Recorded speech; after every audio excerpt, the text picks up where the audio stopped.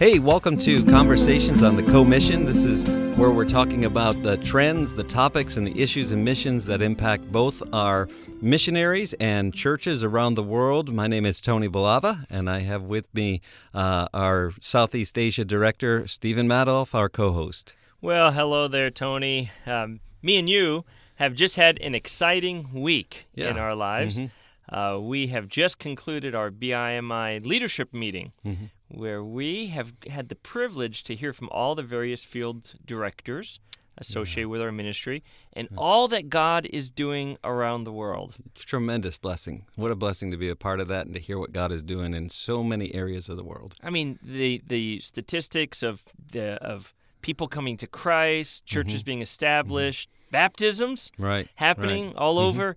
It was pretty exciting. It was. And so we're so thankful for what God is doing. But, you know, it makes me also then think about how much more is still left to be done. There's so much to be done. And, of course, my focus and emphasis is on Southeast Asia and the South Pacific region, and yours, of course, is the far north. Right. And I think that's what we want to spend some time talking about today, is let's put the spotlight on your part of the world today. Great. I can... Just like all of the directors, any missionary who's got a certain part of the field, I could probably spend hours talking about the far north and the need in far north.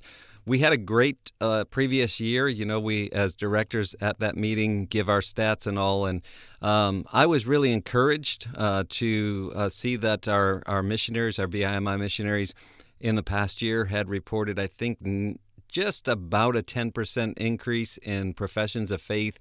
But I was super encouraged also to read that they had reported a 26%, just over 26% increase in baptisms. And I really get excited about the baptisms because that tells me somebody who's made that profession of faith is really committed and moving forward in their walk with the Lord. Yeah, no, it's great. So why don't we just kind of break this down a bit, and then we'll start high in kind of the generalities, and then come down real into the weeds of it a bit. Why don't you explain, when we hear far north, okay, what does that mean? Because geographically, sometimes BIMI doesn't really line up with, that's like me, Southeast Asia, and I don't have the Philippines. So it just, we kind of do our own thing. So explain what parts of the world cover the far north. Well, as far as BIMI is concerned, geographically we probably got it right, although we probably excluded some countries that could have been included, just like maybe your area of the world. But BIMI's far north has designated it this way: Alaska, Canada, and Greenland. A massive portion of the globe, not so huge population-wise as compared to a lot of other places, but a very needy place and just a tremendous need and opportunity for laborers in the north. When I think of Canada, Greenland, and Alaska, well, obviously Alaska's U.S. state. So do you think it's different than, is there a need for a field director for Alaska compared to just like some guy going to Alabama or something? How is it different? What's the uniqueness of that? I would imagine there's got to be a culture difference even compared to anything else in the lower 48. Sure. Well, Alaska is different in the sense of what you just said. The culture is going to be very, very different. Whether we're talking about the indigenous people of Alaska or even people who have moved to Alaska, you're going to find a very different culture in that state than you are in really almost any of our lower 48s. The closest that might be representative of Alaska in the lower 48 would probably be some of those more remote northwestern states, and you would find that most people are in Alaska. A lot of them want to just kind of be left alone, and they are there for the purpose of, this is where I want to live, and kind of I'm going to live, and you can let me live and leave me alone a little bit. Not that they're completely unfriendly or anything, but that's just the mindset. Then you have Canada, and of course, I think there's just some natural stereotypes that pop into people's mind. Hockey, someone going A at the end of every sentence, and things of that nature. So let's just kind of take a big picture look. What's Canada like? Well, Canada is a very diverse country. I don't think that most people realize how diverse Canada is, culturally diverse and ethnically diverse. Go to on the West Coast, Vancouver, and they say the largest Chinese population outside of mainland China lives in that Vancouver area. So very, very heavily influenced by an Asian culture. If you go to the other side of the country and in Quebec, you'll find a French-Canadian culture, really heavily influenced and still French-speaking, and so very heavily influenced by a European-type culture. And then you go to Toronto, just over 49% of everybody who lives in Toronto today was born somewhere else in the world than Canada. So you can imagine how diverse that is. People coming from the 1040 window, a lot of them, Canada's accepting 1 million immigrants this year, and most of those are going to come out of the 1040 window. Wow, that's neat. And we'll definitely talk a bit more about that. Mm-hmm. The third place in your region would be Greenland. Mm-hmm. Now, let me be honest. The only thing I know about Greenland is the old phrase of Greenland is the one with the ice and Iceland is the one that's green. Beyond that, I don't know if I know much about Greenland. So help us out, because that's probably all that most people know about Greenland. Well, Greenland is, it is a massive, massive area, but its population is more along the coastline. 57,000 people live in Greenland, and the challenge in Greenland is multiple. I think number one is Greenland is ice. Because of the weather, it is so inaccessible so often. And from one place to the other, even though there's only about 57,000 people that live in Greenland, honestly, just to be able to reach the different villages and all, we have estimated that it would take about 36 missionary families to really start to effectively evangelize that place, just because you can't get from village A to village B for a lot of the year. The other challenge would be, as an American missionary or a U.S. missionary, English-speaking missionary, you really need to learn 2 languages to go to Greenland. You need to learn Danish so that you can go to language school where Greenlandic is taught, but it's taught from in the Danish language, and so, and then also all the government procedures, all your interaction with the government is going to be in Danish, not in Greenlandic. So, some challenges there for sure. Wow, that's interesting.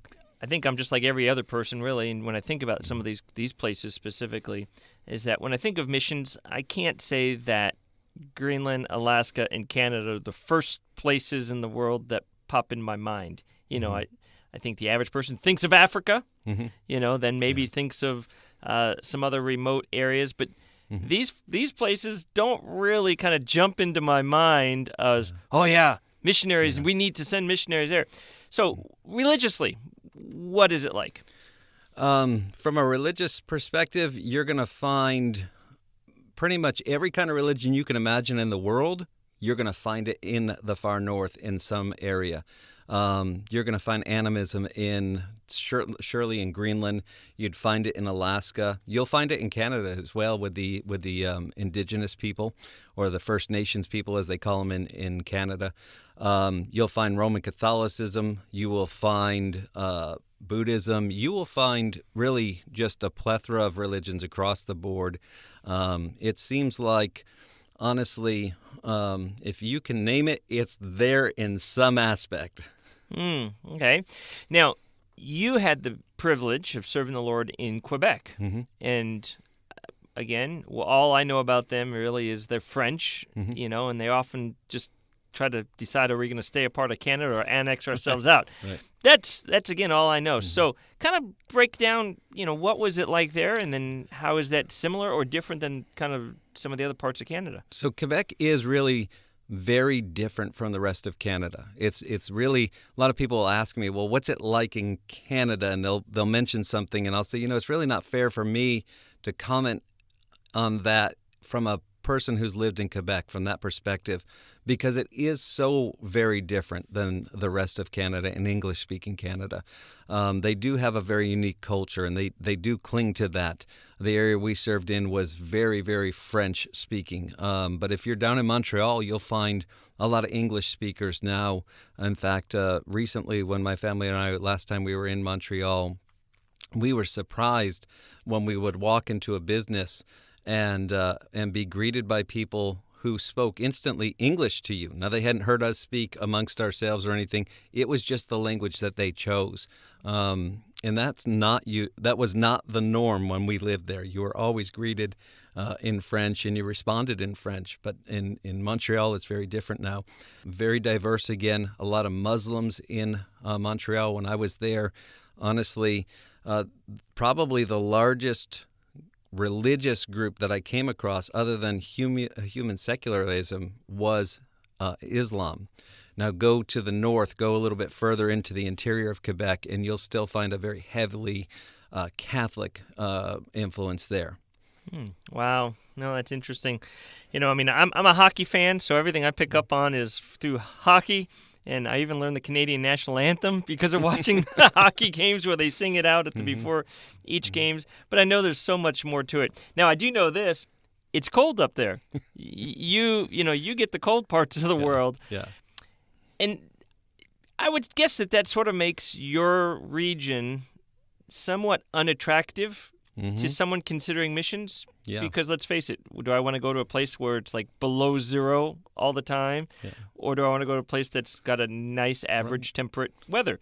And also, do you find as you go to churches or you promote the far north, do you find that that's a barrier that people sort of have kind of subconsciously built in about, man, I can't go there, it's too cold? Yeah. Well, it is cold. In the area that my family and I served, it was pretty regularly during those winter months. And by the way, snow started to fly in September, and you could expect it to be off the ground end of May, beginning of June. And so, just have those couple of months. We would experience 40 below on a very regular basis. It is cold. You do have the snow. You have the wind. The weather is not what a lot of people like. And honestly, I do hear a lot of times people will tell me, I could never go there. I could never handle the cold. Years ago, I heard somebody make a statement, and it really stuck with me.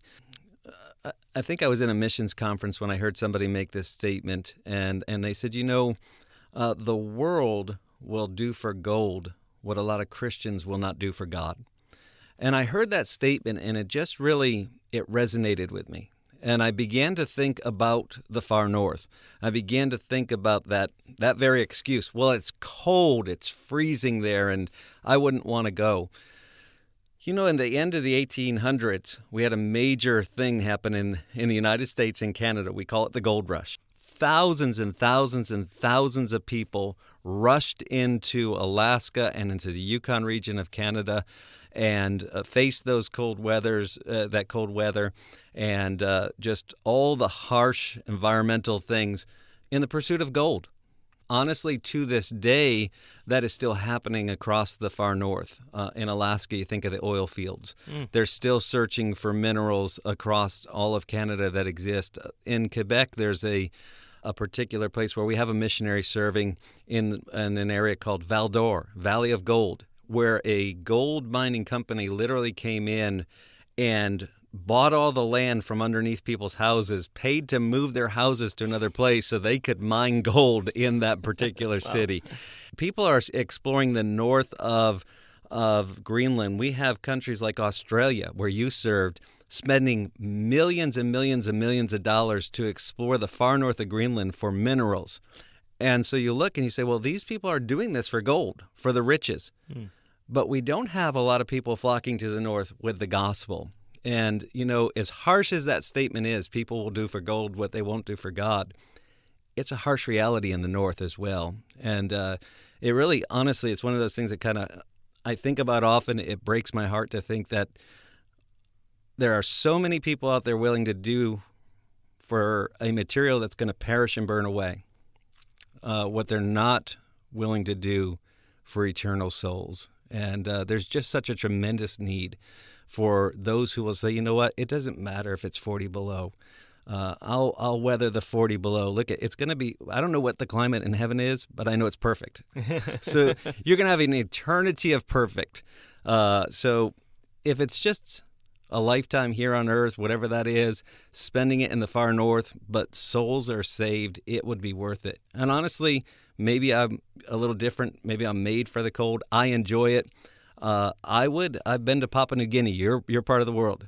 That's not a place I would want to go because of the heat, but I hope that God would put it in my heart and I would be willing to go to Papua New Guinea if he called me there, because the cause is so much greater than just gold or oil or diamonds or whatever we're finding. We're talking about precious souls of people. And I appreciate what you're saying. That's a great perspective on it because, when you think about all these companies that you've mentioned that are mining for gold or minerals or whatever, that means that there are workers who are on the ground literally doing the work. It's not just kind of a corporation doing it. There's guys doing it. And what a perspective if we can have individuals do the same thing for the cause of Christ. Yeah. Now, I know that spiritual work is slow up in Alaska, Canada, and I imagine Greenland as well. Yeah. That, you have missionaries that labor for years and they don't see robust fruit. They don't see churches blossom as in maybe sometimes in other countries where it happens. They don't see lots of results from the labor that they do. If I was a pastor, wouldn't it be easy for me to consider, like, okay, I have two missionaries that want to come into my church, someone that wants to go to a place that's kind of more fruitful, I guess, if I could put it that way, or someone who wants to go to Canada where it's like, all right, they labor for years and we may see just a handful of folks come to Christ. How do I fight against that? How do I fight against that idea of, well, let me go where I'm going to get better bang for my buck compared to sending someone who's not going to see much result happen? Yeah, I think you start with your perspective on the value of a soul. Recently in my devotions, I was reading about Peter sitting on the roof. I think it's Acts chapter 10. Peter sitting on the roof. He's having his devotions. God drops down the sheet from heaven. It's got all these unclean animals on it. He says, "Take and eat." And Peter says, "Not so, Lord. I've never eaten anything unclean." And you go through those chapters. What has really come back to me time and time and time again is how important the souls of those people that Peter was sent to go see were to God. There was a lot involved to get Peter to go to a Gentile place, a Gentile family, and give them the gospel. And it really just spoke to me about how God values one soul. And I think most pastors at one time or another have made this statement, probably from the pulpit: if you are the only person in the world, Jesus loves you so much, he would die for you. He would have come even just for you and you alone. I believe there's a lot of biblical truth to that statement. We make those statements. We can read in the book of Acts where Peter had to really be kind of pushed along by the Lord to go and witness to the Gentiles. And you see the value of a soul. And I think that instead of looking and saying, well, we want to go where things are happening. We just heard the report out of Asia this week. And I think they said there was 18,000 professions of faith, most of those happening in the Philippines. Yep. And who doesn't want to go to a place like that where it's really exciting? And but the people in the far north, they need the gospel just as much, and their souls are worth just as much as anybody else. And if somebody goes and spends 40 years and they only win a handful of people to the Lord Jesus Christ, I believe they're still going to hear, "Well done, good and faithful servant." I believe there's still fruit that abounds to that supporting church's account as a result of that. Wow, that's powerful. Just kind of going through it again, I've not been to Alaska, nor have I been to Greenland, but I've definitely been through Canada. And outside of, say, Toronto or Montreal or even Vancouver, those are the metropolises, kind of our equivalent of L.A., New York, kind of thing. But then you got in the middle, you got the prairie lands of Saskatchewan and Manitoba, yeah, Alberta. Now, how much church work is happening there? So it's happening. There are churches and good, solid Bible-believing churches in those prairie provinces of Canada, those middle provinces, what we would identify as the Midwest of our country. And there's some good churches there and some good men and their families doing work. From our standpoint with BIMI, we have never really had a strong influence in those provinces. And one of the things I'm really praying about in this year coming, and I know we're in August, but I look at our year as, okay, we just had directors meeting. Here's the new things coming up for the year to come. And one of the things I'm really been praying about, and I really have been since becoming Far North Director, is those prairie provinces, and that we would see men and women and their families take the gospel to those areas as well. There's such a tremendous need. So many people that live in those areas. I was just speaking with our Vice President and Executive Director, Dr. J.B. Godfrey, and he was telling me about a group of Congolese people. He said he thinks there's probably close to 1,000 of them living in the prairie provinces and in one group. And he said, I wish that you and I would just go up there and we could find somebody, because I believe that somebody could go and reach those people. They are looking actually for a place to connect with as a church, and so not that they're all Christians and they're all saved, but there's just a tremendous opportunity there. Now, you just touched on the Congolese people, and earlier when you were kind of giving the overview, you talked about how so many people coming from foreign countries moving in. You said Canada's immigrating at least 1 million folks this year and things. I would imagine that creates a wonderful opportunity to reach people from other parts of the world, sometimes even parts of the world we can't get missionaries into, that they may come to Canada.